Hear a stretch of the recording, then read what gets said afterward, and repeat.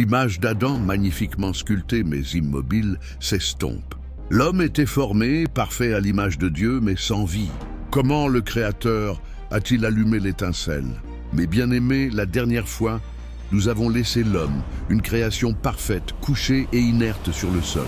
Dieu, le potier divin, regardait son œuvre avec amour, les mains encore marquées par la terre. Le moment le plus intime de toute la création était arrivé.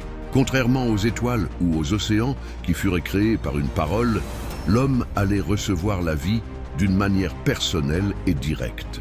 À ce niveau, mon frère bien-aimé dans le Seigneur, et même pour toi qui n'as pas donné ta vie au Seigneur Jésus-Christ, j'aimerais bien que tu écoutes attentivement ce qui va se dire, car c'est là même l'origine de notre nature en tant qu'homme. À partir d'ici, tu auras une explication rationnelle de beaucoup de choses qui t'arrivent et une interprétation claire et nette de beaucoup d'énigmes que même la science ne saurait expliquer. Pour toi qui as des questions, n'hésite pas à nous écrire au numéro 6 56 80 57 69 ou 6 98 35 80 57. Si tu le veux bien, rentrons dans l'histoire. Écoute ceci.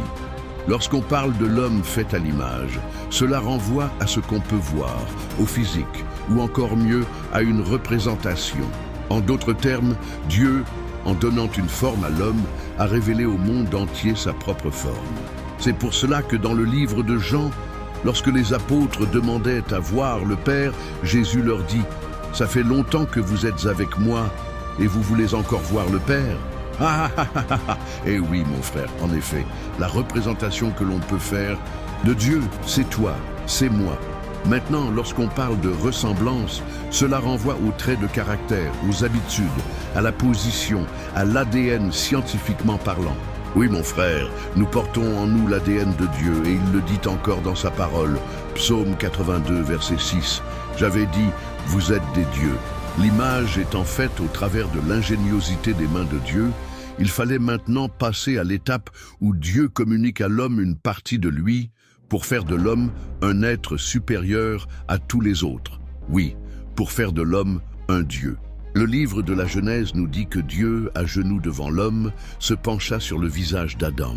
Imaginez cette scène, mes frères et sœurs, le Créateur de l'univers, si proche de sa créature. Il souffla dans ses narines le souffle de vie. Ce n'était pas de l'air ordinaire.